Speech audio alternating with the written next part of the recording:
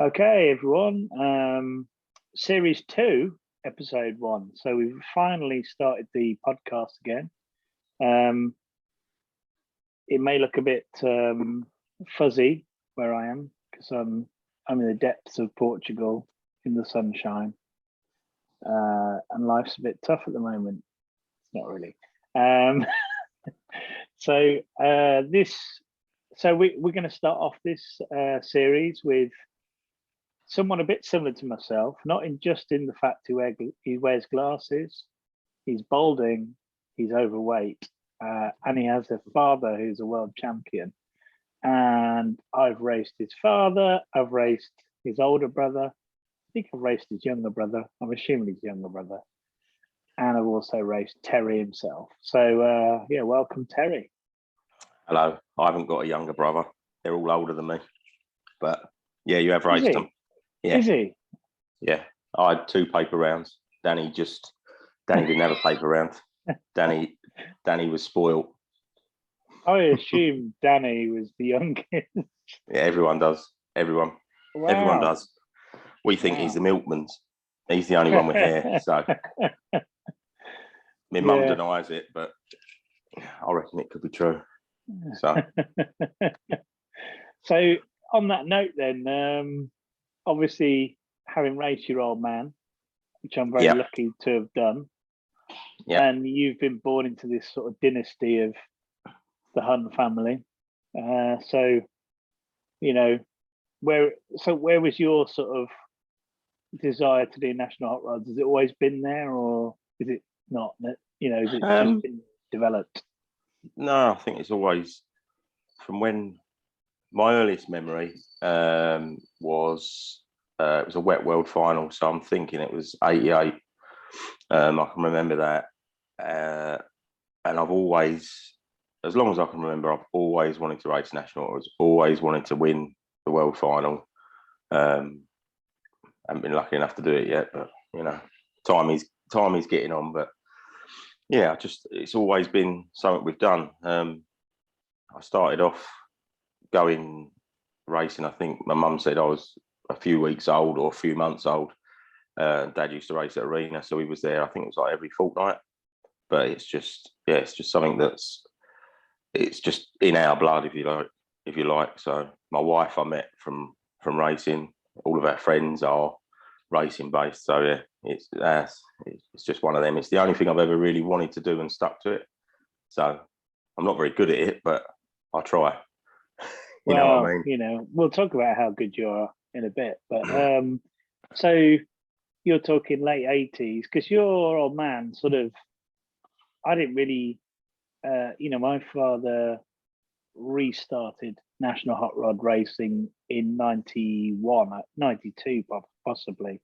Yeah. And that's at that point, your old man was already good. The guy. Yeah, he was the guy to beat. He was the superstar that had never won the world final, even though it felt like he should have won it 4 or 5 times on the trot. So, so when did he kind of get really good? I think he started nationals in 87 at Arena. And then I think he sort of got a turn of speed in about 1990, 1991, which was it was George Polly's 87 world winning car. A lot of people think that the one that George crashed in 89 was the world final one, but it wasn't, as Jason's sort of told me over the last couple of weeks. So Dad had that, and that's where he sort of found a turn of speed. And then I think that year, I think it was the 89 or the 1990 or 91 NHRPA, he led the race, but I think Norman ended up winning it.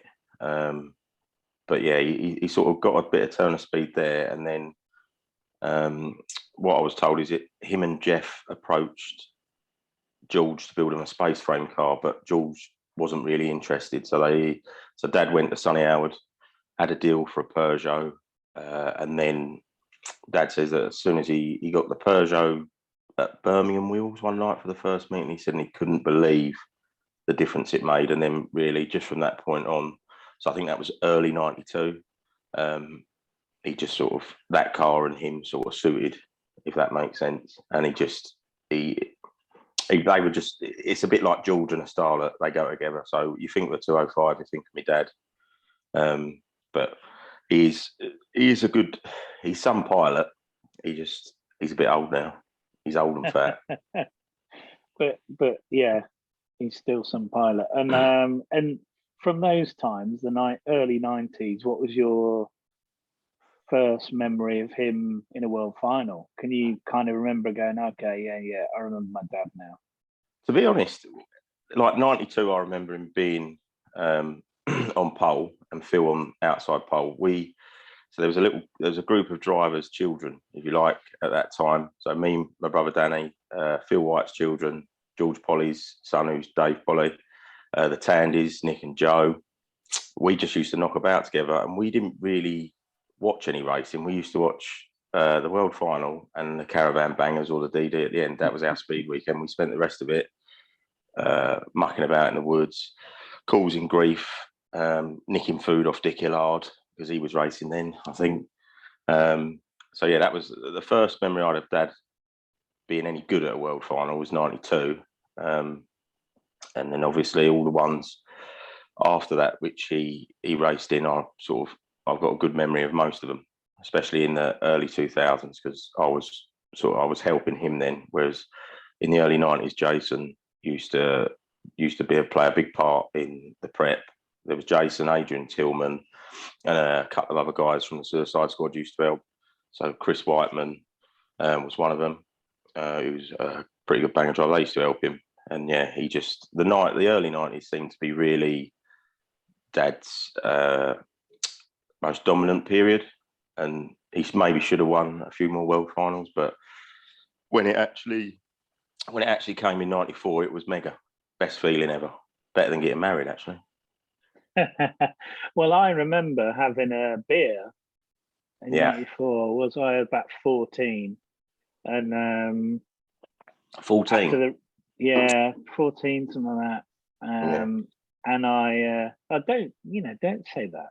I was 14. And your dad won it. I must have been about 8. Yeah, that's it. And your dad won it, and we were in the bar, which was next to the pits at Ipswich, which is now like just a shed, I think. But yeah, and there was just me, my dad, your old man, maybe Simpson or one other person. We just having a really quiet beer, and your old man was going out. I mean, he just couldn't get his head around it because he's like, "That's the worst we'll finally done for 4 years," and he won it. Whereas all the others, he'd been leading for the whole race, and then engine blew up or something happened, and then that one, he's like, "Well," he's like he said, "I was slow all day, and I won it," and it's just so relaxed and so nice because it was fully like, at last he does it. You've like you said, he should have won it many times, really. Yeah, I mean, 92, Phil led it, and Dad was sort of all over him. But Dad said he was just sitting behind Phil and waiting for his opportunity. And then the engine overheated. And then in 93, he was away. He was pretty much gone. And I can't remember. I think Skipmore was in second, I think. But then again, the engine tightened up, so he had to pull off. And then 94, he was shit. He was larking about. But then Jeff and Phil were gone, if you like. But it was a bit weird and slightly ironic because Phil White had Dad's Peugeot engine in that Dad had qualified pole the past 2 years, and then Phil obviously qualified pole, and the engine actually tightened up on Phil as well. So whether it was the same thing, but it was slightly ironic that I suppose that it done it to Phil, and Phil won a world final because that engine locked up on Dad, and then Dad ends up winning a world final because it done the same to Phil. I know him and Jeff had a DQ'd Jeff, which was a bit unfair in my opinion, but that was that. And then the last 5 laps were edge of your seat stuff for us. We used to sit in the grandstand with our friends and whatnot, and it was emotional, and it was just mega brilliant feeling. And it was it's the feeling that we all race for, if that makes sense. That feeling. Obviously, Robert's had it twice because he's greedy.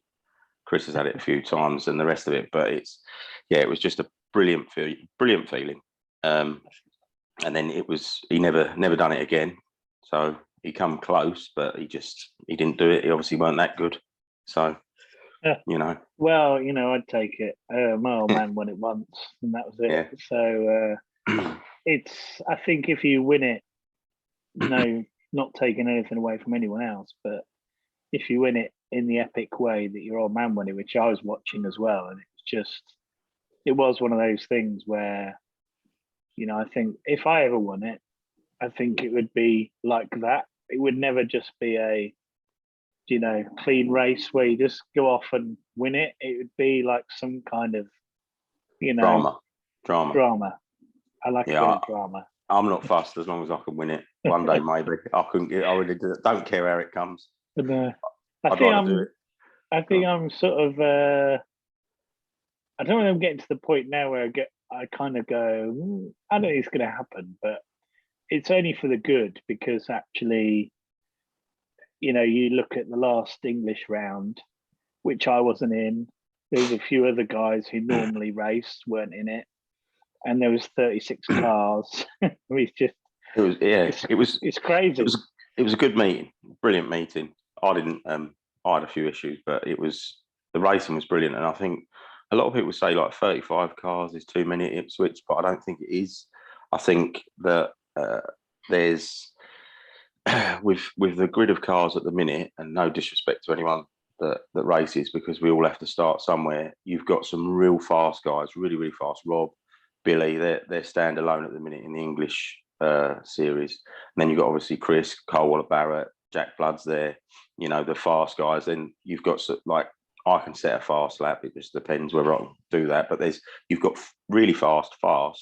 Then you've got your sort of experienced guys that are not as fast, but know what they're doing. And then you've got people that are a little off the pace, which, yes, it's good because it bunches us all up, but it is a bit dangerous. And that's where a lot of the big accidents happen because of the bunching. But I think 35 cars around Ipswich is brilliant. And you want to see good racing. My dad was at Ipswich with us. He don't really come that much anymore, but he did come Saturday, and he did say to me Sunday he couldn't believe how good the racing was.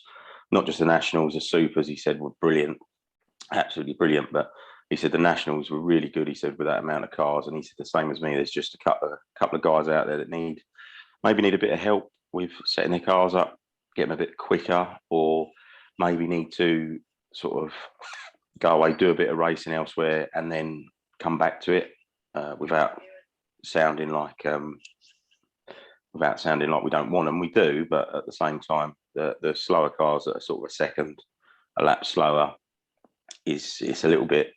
It can get hairy, as you know, Shane, when you're trying to race and there's a slower car there that's really slow. Yeah.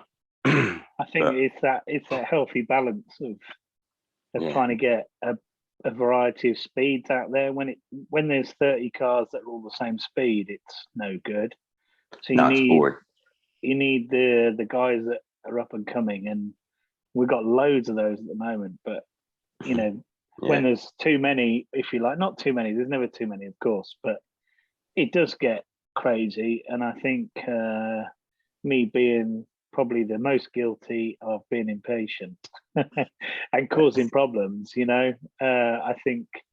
But yeah, when I looked at that grid, I was kind of happy I wasn't there. And then after the weekend, I was gutted I wasn't there, because it was all I heard was great things. And I thought, and I saw the people that came through in the heats and in the final, and I thought, well, actually, it must have been good racing, because it was really good. I didn't see any negative on the forums and stuff. So I think the fact there's that many cars wanting to race, whether it's in England, Northern Ireland's been healthy for a while, Scotland's coming back now, Southern Ireland is coming back really healthy now as well. So it's all quite positive. I think at the weekend we had 62 cars or something racing, National Hot Rod Spec, which I think's pretty impressive. And at the World Final we had 50, I think, I think there was 50 at the World Final. Yeah, so it's pretty mad. It's positive. it's definitely positive. And I think, we have peaks and troughs. I've raced nationals sort of on and off since 07, 08. And I've raced at meetings where we've had sort of split grids. I think we've ended up with 2/3, but they're all packed. And then I've raced with like 13, 14 cars. So I don't think there's anything that you can do to make it a consistent amount of cars. I think it's just time in money, and people wanting to do it. So you've got to have the money. Anyone that says that they race on this small budget, well, they're talking shit, because it's not true. There is a budget, don't get me wrong, and everyone races to a budget what they wish. Some spend more than others, but they're not cheap. But at the same time, you know what you're doing when you get involved in them. They cost what they cost. If you don't have any crashes, they cost a lot less. And so it's just one of them. I think there's a certain amount of money you have to be able to afford to do them competitively. And some people they try and they really want to, but the budget doesn't allow them, and then they step back down. And it's a shame that they are quite expensive, because there's a lot of good drivers in 2 litres, especially super stocks. Some really good drivers in super stocks. Even stock rods, like stock rods, I think they produce the best drivers. That's where Rob came from.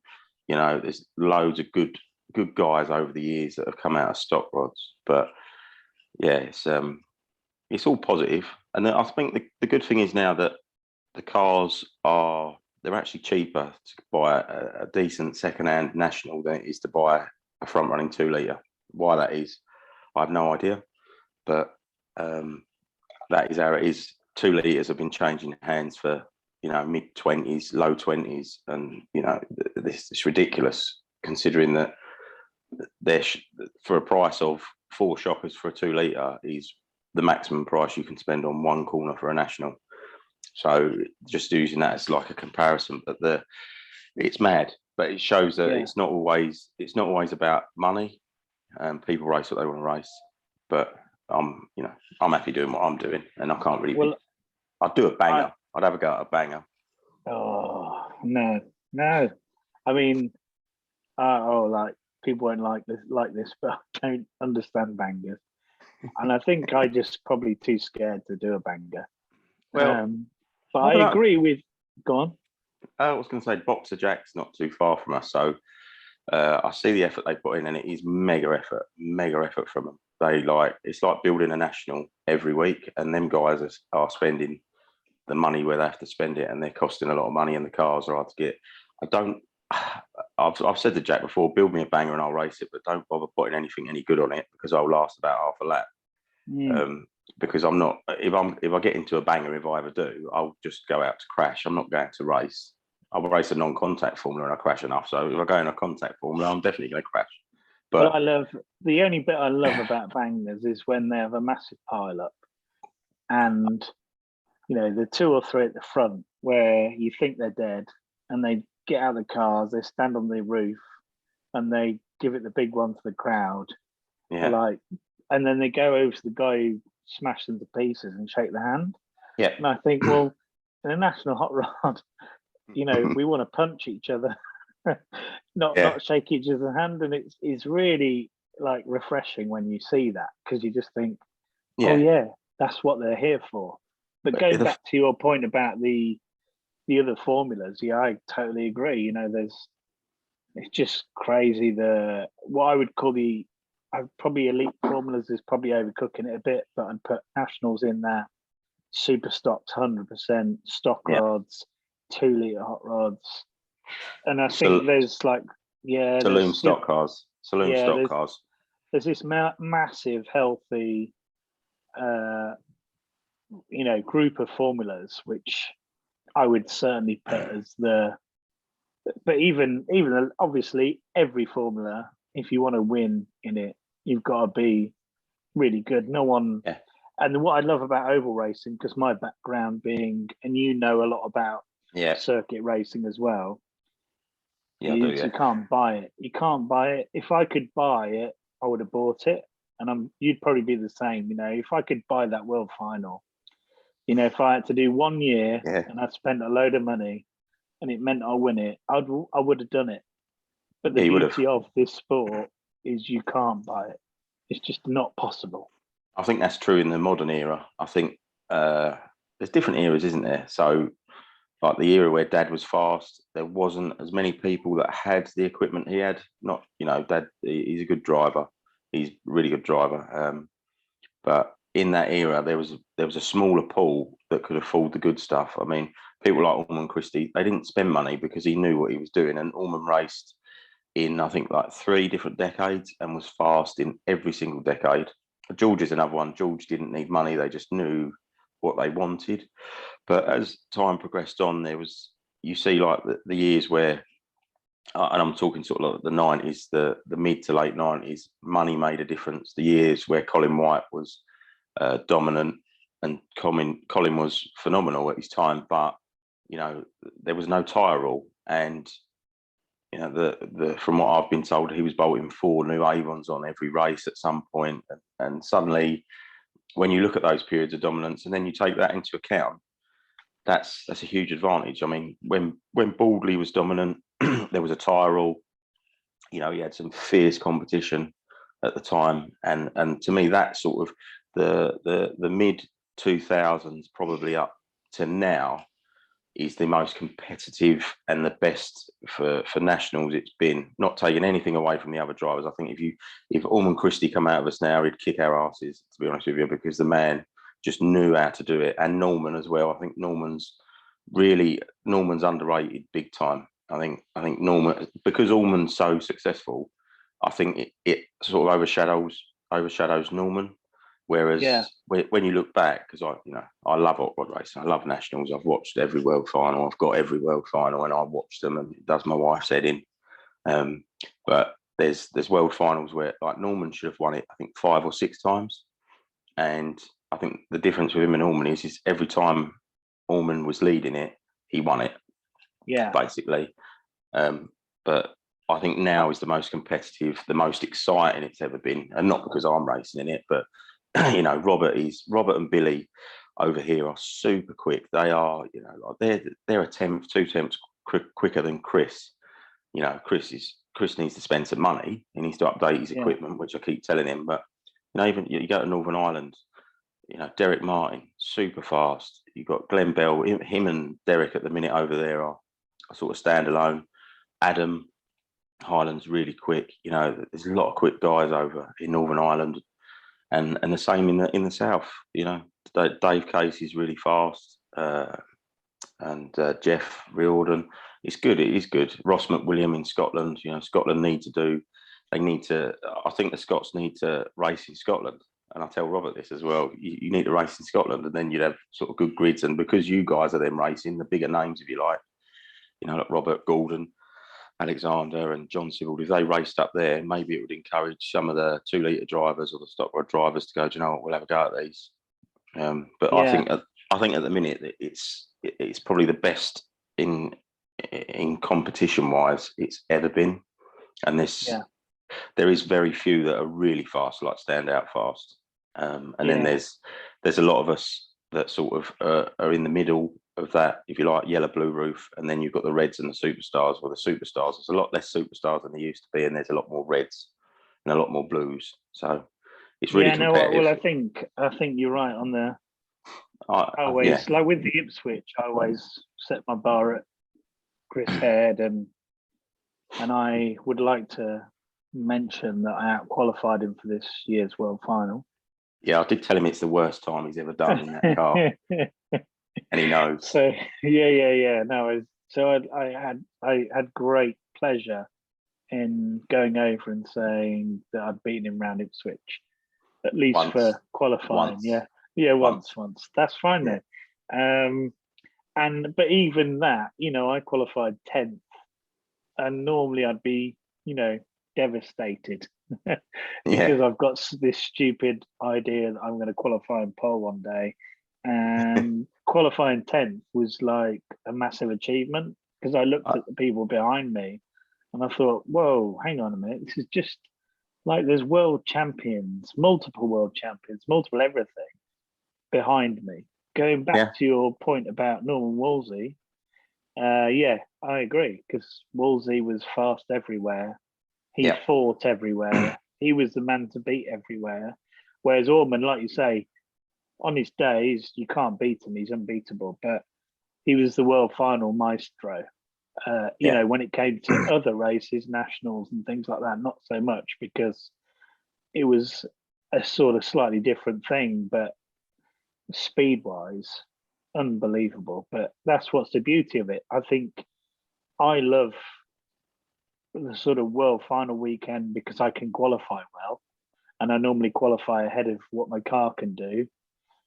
But I love the national because you get on the front two rows in the national and you've like won the lottery. It's just incredible. You've earned it, It's, haven't you? If you get on yeah, that, it's like when you went over to Tully Run, you did the British. I think you qualified pole or outside pole, you led it, and then obviously Adam just took you out because he's dirty like that. No, you left the gap and Adam was in there. But to qualify on the front row of championships where you have to qualify during the heats, it's really, you got to be on it.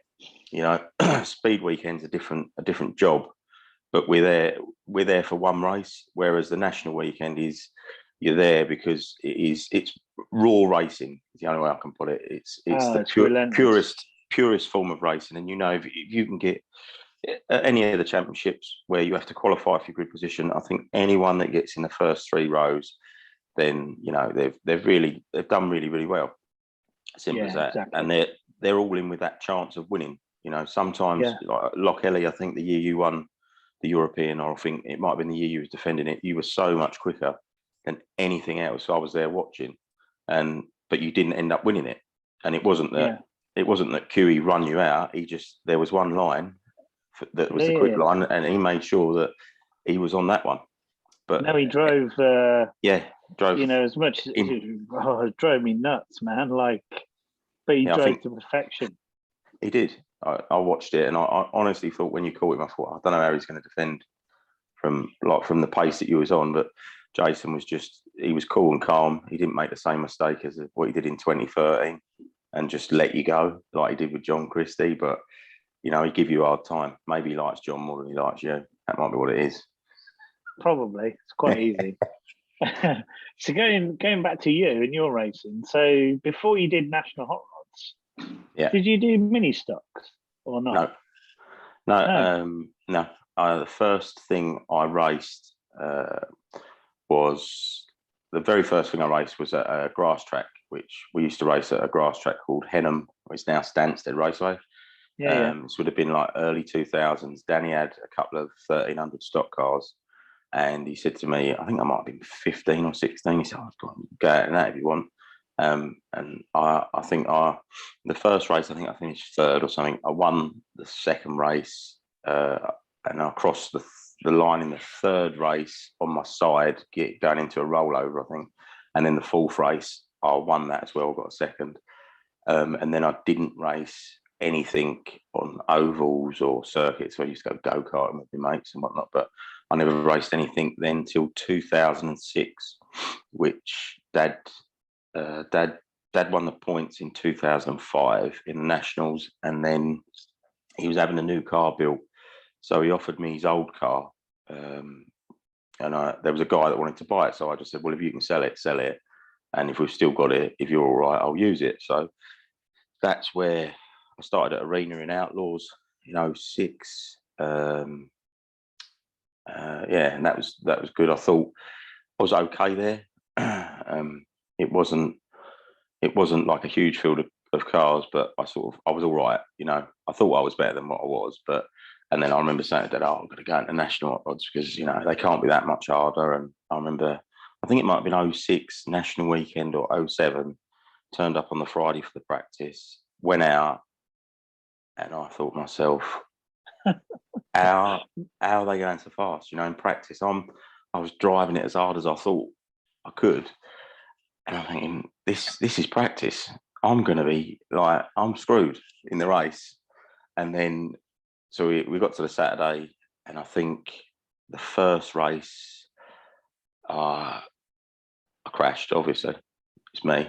No, I crashed. I come out the corner, car had understeer, and on an Avon, you just you nail it and you just drive it, don't you? But obviously on the Hoosier H12s, I nailed it, and the car had understeer on the exit. I hit the wall, went the length of the home straight, done the axle, the front corner, wheels and panels, fixed it. And I think I did the same in the next race, to be honest with you, but I just couldn't believe the difference. And then after that, I was like, well, maybe I need to do a bit more at Arena. I don't know, but I didn't. I sort of just did. I sort of picked and chose the meetings that I wanted to attend or could afford to attend because I paid for it myself. The car was my dad's, obviously, but the deal was that if I was using it, I had to pay for my tyres and and do the upkeep and continue the upkeep on his car at the time because I was looking after that. So, well, I think can we officially put that down as an excuse for me as well? Then the difference between an Avon tyre and a Hoosier, because I much prefer an Avon than a Hoosier, and I'm just going to put that down to my experience. my lack of speed when it matters. I'm just going to put it down to Hoosier. Apart from the wet tire's good. Yeah, I don't know. To me, the H10 feels very, very similar to an Avon. It does. The tyre we use now, whether it's because maybe the car handles better now, I don't know. But I've got to a stage with even with the H12s, I think when you're just running on it and you're all, you get used to it. So I got sort of comfortable with the H12s. And I remember when we first put the H10s on, I remember coming out and saying to Chris, feels like an Avon. And Chris rather's the H12. That's what he'd rather, I think, because they last longer, so they don't have to spend any money. But I think the current tyres just feel like an Avon. They've got a lot of drop off from new to once they've done sort of one heat cycle. There's quite a bit of drop off, about 3 temps, but we're all on the same. And I think once you race on them, you just get used to it, don't you? Well, I think that's the thing, isn't it? You've got to get used to it, whether you like it or not. And like I'm the same. I want to put it down to the fact that tyres don't suit me, but it's probably the fact that but you're talking about now. You're talking about now. I'm talking about when I started, and I'd only done a few bits, but you've done loads of bits. The Avon will mask a bad handling car. The Hoosier won't, so you just have to work harder. But you look now, the cars, they're not going as fast. I think Allman's got the lap record at Ipswich, which would have been 96, 97's I thought 14.1. And I think the closest anyone's come to that was Matt Simpson, would have been the year Shane Murphy won the World Final. I think it was. It was the year Matt qualified pole and he got like a 14.18 or 14.17. That's the closest. And that was on H12s. And that was probably, the previous one when Ormond did it was without the side weight rules. There was a lot of weight. It was just a total weight.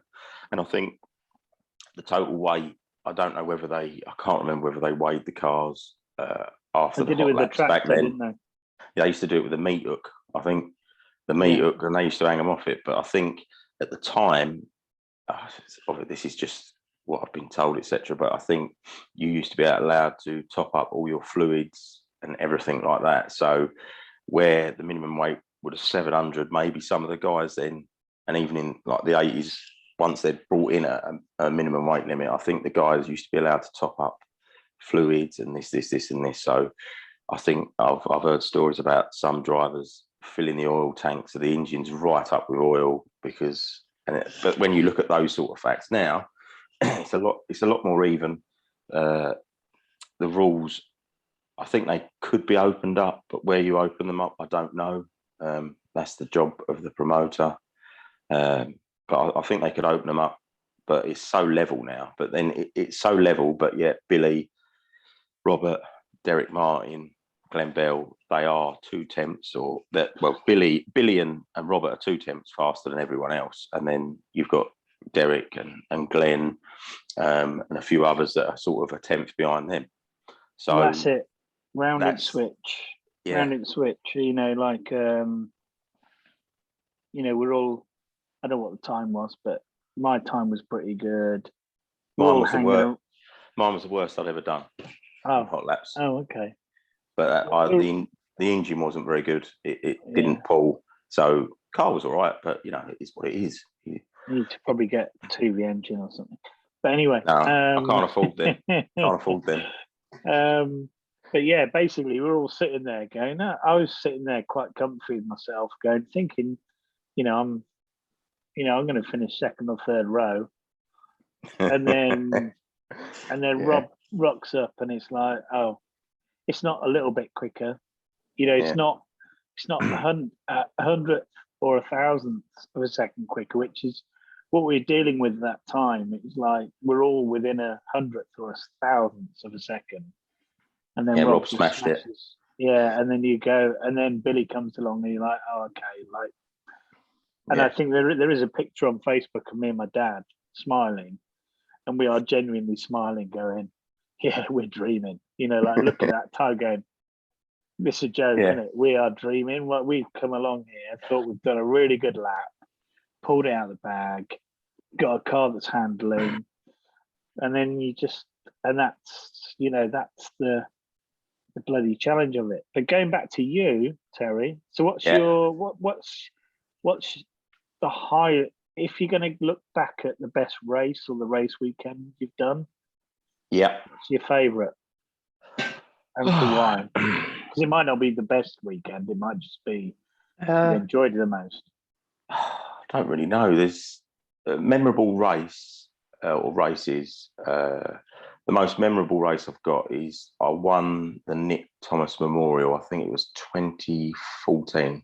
And I beat Shane Murphy, passed him with a lap to go. I got docked 4 places. That was my most memorable race win. But the most enjoyable meeting I think I've ever had, I don't really know. I think the most fun I've had was Tully Roan. Only time I've ever been there with the Fiesta. Learnt so much. The racing with the Northern Irish lads is better than racing over here. That's for sure. It's better than racing here. That was the most fun weekend I've had. Definitely for just I really enjoyed it, and I think we progressed we didn't go on the Friday, so we turned up on the Saturday, and we gained speed as the meeting went on, and I think that's the most fun meeting I've had that I can remember in modern times, anyway, or in the most recent times. But yeah, I think that the most memorable race win I had, even though I didn't officially get it, was the one, and it was the fact that I caught Shane Murphy, passed him, and pulled away. And then it was quite nice when we went back to Tipperary with the Fiesta. I won on the Sunday. I won the heat and pulled away from Derek Martin. And then the second race, I was off the back and I caught Shane Murphy up. And it was a wet race drying, and I was pushing him round, but he wouldn't get off the dry line, and I couldn't force him off it. So it was just quite nice. Yeah, I remember that actually, because I was there on the Saturday. I didn't go on the Sunday, but I heard all about it. So. But yeah, I agree that the Northern Irish thing, I'm a massive fan of as well, because I like I'm lucky enough to win a few races over there, and it's firstly you really know you've won. Yeah. 2, when you go around the pace car afterwards with the trophy, you get like all the both sides of the thing. You get the boos and you get the claps, and I love that. Yeah. I love that, and I love that about the Irish. Full stop. Northern Irish. When I won a race. Passionate. Won a race in the European in Scotland, where I hit. You got booed. Yeah, I hit, but not by the Scottish, by the Irish, because I hit. I just keep saying Ormond. Hit John. Yeah. Christie coming out the corner because he'd basically kept to the inside, thinking I was on the outside. Yeah. I didn't realise a miscommunication, so I basically smacked up the arse, fired him onto the infield, won the race, went round with it, and oh man, it was either love or hate, and it was but it was brilliant because it's like you feel like sort of Tyson Fury, Yeah. You've got this amazing feling. I must admit, I'd like to play the villain more than I'd like to play the hero. That's for sure. If we were segregating the hero and villains, I think the villains get a lot more coverage. I think I'd make quite a good villain. I think Well, I would. you saying I'm a villain? Yeah. You and Gav Murray, different level. Yeah.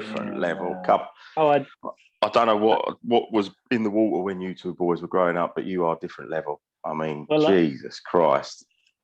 I enjoyed your Yeah. your interview on the grid for the World Final. I thought I did come down to see you, but you were so long away. I had to come back Yeah, I know. because I ran out of time. I know. I was so far back. Like I said, it's the slowest time I've ever done in lap times. So, But and on that note of slowest times, but also about you constantly not necessarily going against the grain. Well, yeah, you are going against the grain because you're normally the first person to do something different. So where's your kind of why is that? I don't. I think I've always been like it. I don't really. Just don't like following. I don't like being the one that sort of follows trends, if that makes sense. Like the Tigra was a really good car when I had it, but the reason I sold that is because we'd me and my wife, we were moving, so I needed the money to complete the move to our new house. But then, so once that had gone, I found that the Tigras are, whilst they're really quick, they're not that strong. If you hit them, they need a front. You know, if I'd have been in a Tigra at the weekend, my throttle jammed open at the weekend at the end of the straight going into Dyer's Diner. If I'd have been in a Tigra, it would have been engine out, strip it down, off the sunnies, straighten the chassis. Whereas in the Fiesta, it's done a shock, an outer, top wishbone, compression strut, and a left front wing. It hasn't done the chassis. So for me, when I'd had a lot of crashes, obviously, when I had the Tigra, it's just standard. Whatever I drive, I crash.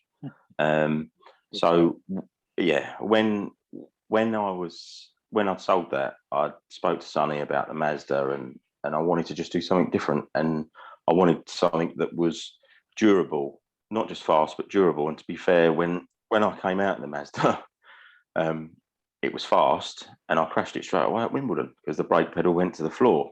Now, you know, I remember it being fast. Yeah, I remember it being fast. It didn't look like it was a finished job, but it was still fast straight away. It was fastest lap of the night. That's what the car said. It done the fast, and then I think I went to Loch Ellie with it, and I think I was third or fourth quickest at a European weekend, and then I turned up at Northampton to start qualifying, and it was fastest lap at that meeting as well. And then I just sort of got a bit disillusioned with the Mazda. It wasn't what I'd asked to be built. It wasn't what it was. So Sonny had agreed to build a car which I had input in. And then when I was going along and looking at it through the different build process, I wasn't really that happy. And then when it was finished, it was finished. And it wasn't what I'd asked for, but I sort of persevered with it. But I just got it probably wasn't even the car. It was probably just situation at the time with work and racing. I think I just needed a break. So I got an enforced 6-month break. And then we built the Fiesta, and the Fiesta was already in build process then. So I do like trying to sort of just gone off a bit on a tangent there, but yeah, I do like trying to do something different, but I just don't like following what everyone else does, you know. And how did you meet Simon from Autocross, and how did that work? Because it's not the Autocross of the old days where it was, I think, Mick Cross, and also Ludlow. Was Ludlow there or something? Chris Ludlow worked for Mick Cross when they was doing the Fiestas. So I think Chris did the fabrication for it. But I met Simon. Dad's known Simon for years because Simon raced at Arena Essex. And then Dad took me up there one day because Simon lives 10 minutes from me, and Simon had just bought Autocross. I had the Mazda. Dad took me up there, and I like Simon. He's passionate about what he's doing. He's, there's a little bit of he's the underdog, as me and you have spoke about before, and I like the underdog. Like to try and see the underdog do well, but he would help you. Sometimes I'll ring him, and it'll be 10 o'clock on a Saturday night, he might not even be at his house, and he's like, right, go up, you know where the keys are, go and help yourself. And how many people let you do that? But I initially met him through Dad, and then started doing a few bits with him, and then he did a bit more and a bit more. And then when he started building the Fiesta, I was still racing the Mazda. And yeah, I went over there. That I didn't see a space frame or anything, but I just sat in the plug and I said, "Oh, I'll have one of these. This will do." And then sort of just went from there. And then we just, I was up there yesterday afternoon, dropping some smash panels off that needed repairing and picking up some bits. But I get on with him. It's not just like a business thing. I think he's a genuine sort of guy. His she's got a big gob, Jenny's wife, but her heart's in the right place. And I think it's nice to see someone different trying to do something different, as opposed to, and this is no disrespect to Billy or Speedworth at all, but the Tigra is a Ludlow product. And yes, they're fast and they're proven, but they stopped making them in 1997. I think we need to move the thing forward whilst you can. We're not standing still. Simon's, I've currently got a new car sort of in real early stage build at the minute, and we're working on trying to do things different. Whether they'll be any good, if we've got a good driver in it, it'll probably be all right. But whether it'll be any good with me in it, I don't know. But we're just trying to push a bit more. The rules are really restricted, but there's, when you read them, I think there's some room that you can maybe push a bit more, and it's nice to build things different. Whether that's geometry or whatnot, it's even better when they work. The Fiesta, when it first came out, was fast, and to be fair, I've struggled with it a bit this year, but that's I put it back together wrong because I didn't pay attention, to be honest. I just sort of threw it back together. I've had engine issues, but we've sort of ironed those things out. Throttle sticking home didn't help. Well, it's easy to forget the teething issues. Obviously I've got a Fiesta, and we've done loads of bits and bobs on it. Nothing groundbreaking. Just most of it's just like, I need this a bit stronger, that a bit weaker, and you need it stronger. I need a bit more air through here, but it's not like groundbreaking stuff that we need to modify, because it's brilliant. I think a lot of it's people, just that you haven't had 15 years or whatever it is, 20 years of going, oh yeah, we've modified that wishbone 20 times because we noticed that on this track it bends, on that track it doesn't, and it's hard work.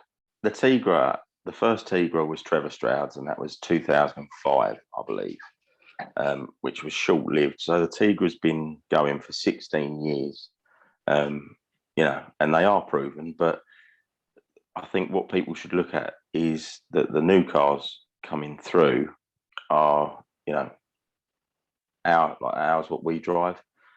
They are on the same level. All right, they're not on the level of Robert or Billy at the minute, but we haven't had 15, 16 years of developing them. And there's a lot of, we're looking for hundredths of a second, probably over 10 different items in the car. So to find them, it takes a long time, and there's a lot of variables in what we're doing, and to try and find that, like John Christie with his Lotus, you knew it'd be fast straight out of the box. Underneath it is probably no different to how his Tigra was. And I'm not talking about in looking at his wishbones and stuff like that.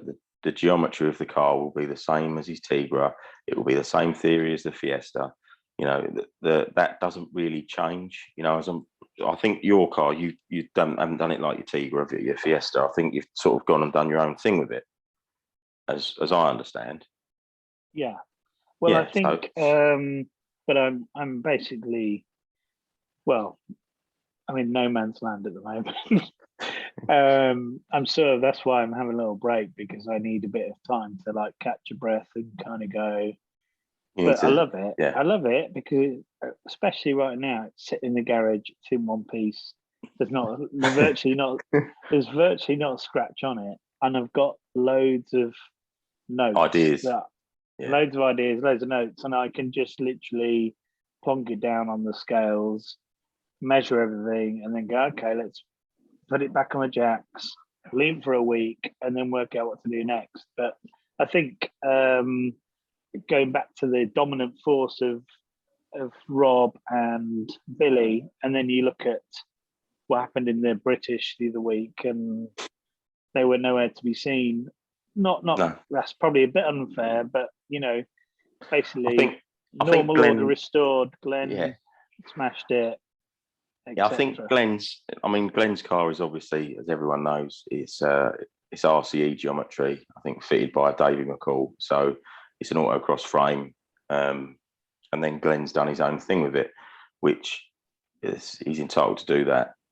But he's still straight away. They've got it out there. Yes, he had a few teething problems, but he's the man at Tully Rome. Derek has been super fast, but Derek had nothing for him that day. And I think I only watched it on Speedworth TV, but I think Glenn was playing with him. I think that he was, when you watched, he could drop them when he wanted to drop them. And there's a lot. I'm not a number one driver or an elite driver like a Top Boy or anything like that at all. I'm far from it. But I think if someone that's got the capability, or one of the front running guys gets hold of, like Glenn, he's took a Fiesta, he's done his own thing with it. I think if I was to pick Rob up or Chris and plonk them in my car, I think you'd find that it would be a front running car from now, if that makes sense. It's just the driver does make a difference. Obviously, I'm double the weight of Chris and Robert.